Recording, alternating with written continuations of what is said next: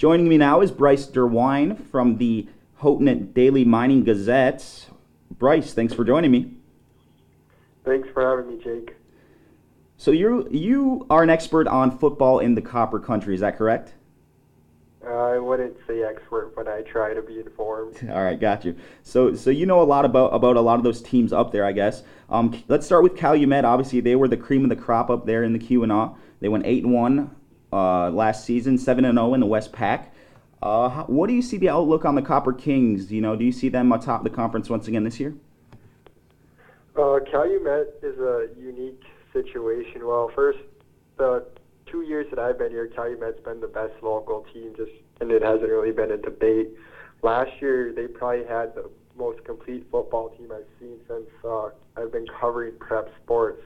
But they graduated everybody, all the starters last year, except Cooper Torzik, who is a senior this year. Otherwise, the rest of the team last year was all seniors that started.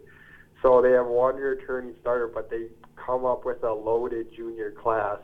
I talked to one local coach about Calumet before, and he said they're loaded. And another local coach predicted Calumet to finish top of the West Pac again.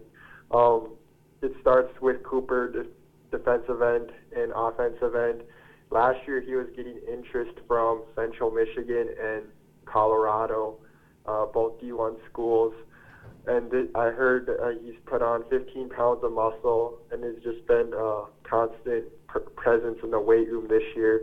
So I would expect him to be one of the top overall players in the entire UP. Calumet has a tradition of strong running back, strong running game. Travis Ojala is going to probably continue that tradition this year. He got moved up for the playoffs last year, and with the injuries, he was forced to play in that game against Maple City Glen Lake, the regional title game, and made a couple key plays as a sophomore. He's the team's leading rusher on JV last year, and just same with Cooper. He's been in the weight room constantly. At quarterback, it'll be Brent Locust. Last year, Russ Bajoran was a power runner, and solid for 5-6 yards a carry. Brent is more of a home run hitter type of quarterback. He'll be able to take some of those 5 and 6 yard runs and bring them to the house for a touchdown. So those three will probably be Calumet's most dynamic players, and then just always they've been known for strong offensive and defensive lines, just with the numbers that they're able to throw at other teams. They go to Negaunee week 2, which traditionally that's been a intense rivalry between the two UP schools, especially with Calumet edging Negaunee last year in the district finals. So that'll be a good early test for each team. And then Calumet's biggest West Pac game of the season would be the first home game, which is week 3 against Hurley. Last year, Calumet beat them in overtime in the much anticipated game between the two Northern Powers, so I would expect that to be just one of the key dates for the Copper Kings. Staying in the West Pac Conference, Hancock and Houghton, the two border towns. What can you tell me about both of those schools? What are your expectations? I think Hancock will build off its 5-4 season last year with Ted Holmstrom as the head coach. Last year he was hired in August, last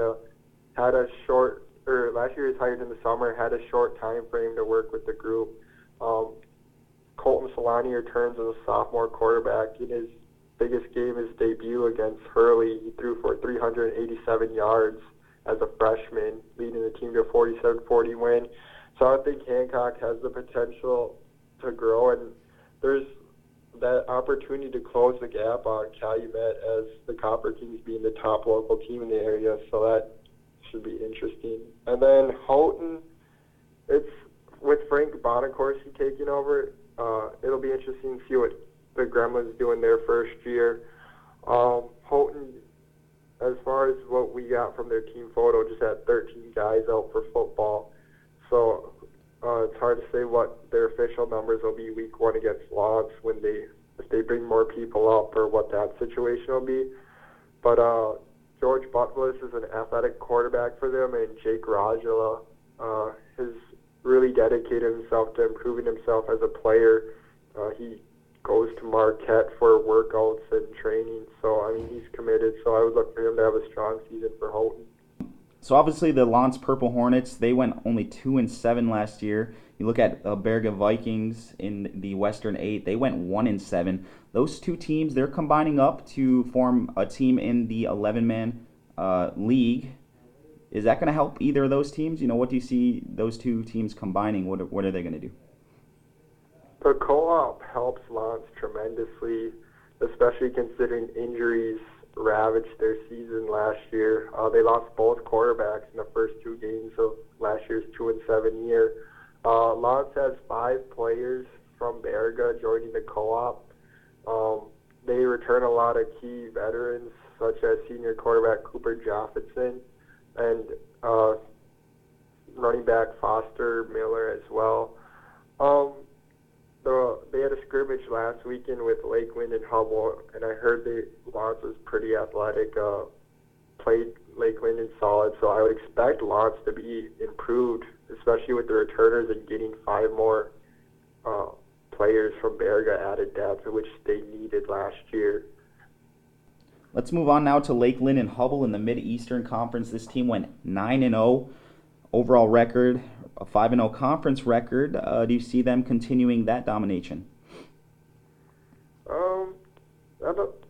I think that Lake Linden has the potential for another strong season.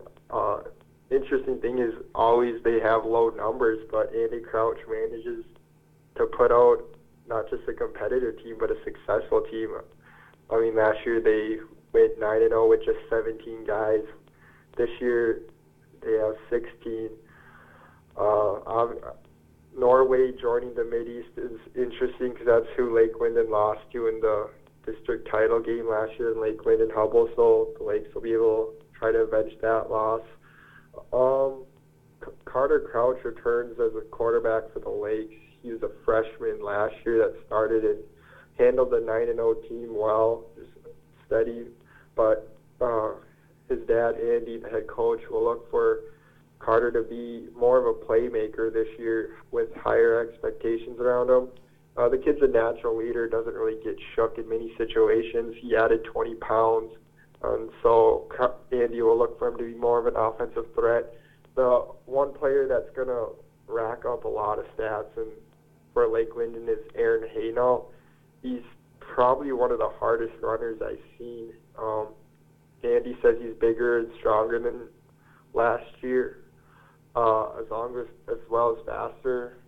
Andy said he expects him to be one of the top backs in the UP this year, and I don't think that's just coach speak. I think Haynall has a legitimate chance to be one of the top rushers in the Upper Peninsula.